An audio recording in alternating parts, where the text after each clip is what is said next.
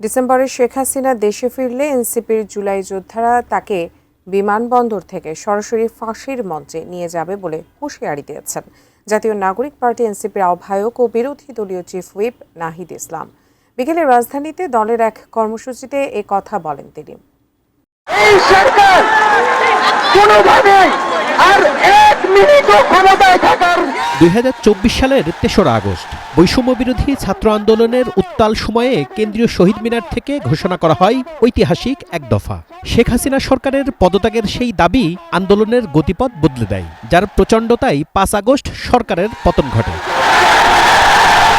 2 বছর পর সেই দিনটি স্মরণে রাজধানীর কাকরাইলের আইডিবি মিলনায়তনে শহীদ ও আহতদের কণ্ঠে জনতার এক দফা শীর্ষক আলোচনা সভার আয়োজন করে জাতীয় নাগরিক পার্টি এনসিপি। এতে জুলাই শহীদ পরিবারের সদস্য ও জুলাই যোদ্ধারা অভিযোগ করেন আন্দোলনের চেতনা ও তাদের প্রত্যাশার বাস্তবায়ন হয়নি। যে 70% রায়ের যে গণরায় সেটাকে আমরা উপেক্ষা করতে দেখছি। প্রতিনিয়ত বলা হচ্ছে অক্ষরে অক্ষরে পালন করা হবে, অক্ষরে অক্ষরে পালন করা হবে, কিন্তু আজকে 5 মাস হয়ে গেল অক্ষরে অক্ষরে পালন হচ্ছে।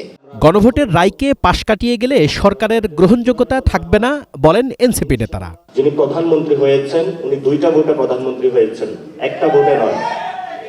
ফলত একটা ভোট মানবেন, আরেকটা ভোট যদি না মানেন তাহলে আমরা ভবিষ্যতে আপনাকে অবৈধ প্রধানমন্ত্রী বলবো। বিএনপির জায়গা থেকে আমরা শুধু এটাই দেখি যে তারা তাদের অংশগ্রহণ ছিল, এটা এস্টাবলিশ করতে চায়। এটা এস্টাবলিশ করার কিছু নেই, আপনারা ছিলেন, এটা আমরা স্বীকার করি, কিন্তু আপনার কাজের মধ্য দিয়ে যদি এটার প্রকাশ না পায় তাহলে আপনাদের এই মুখের কথা বলার চেয়ে না বলা অনেক ভালো।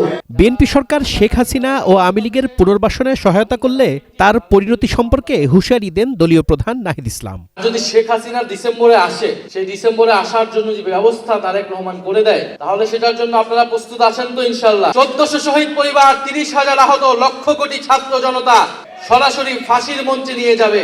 ফাঁসি কার্যকর না হওয়া পর্যন্ত রাজপথ থেকে ঘরে ফিরবো না। আওয়ামী লীগের পুনর্বাসন করে বাংলাদেশের রাজনীতি করবে, এই পরিকল্পনা যদি কারো থাকে, তার যদি হিম্মত থাকে, সাহস থাকবে, সেটা সে করে দেখাক।